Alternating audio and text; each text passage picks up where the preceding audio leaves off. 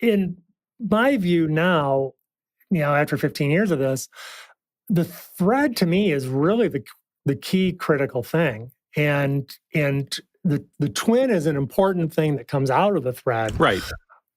Although it's not the only thing that comes out of the thread.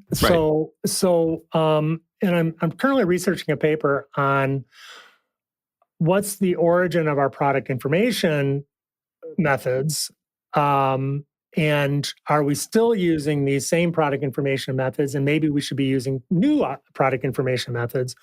And I'm positing that the new information method is we need to focus on building a thread first, and then we can build the rest of our product information methods off of the thread.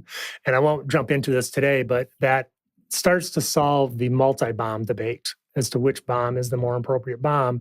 If we think about a thread that always provides us with virtual information about the physical thing, then the different views of the BOM simply become views on that thread.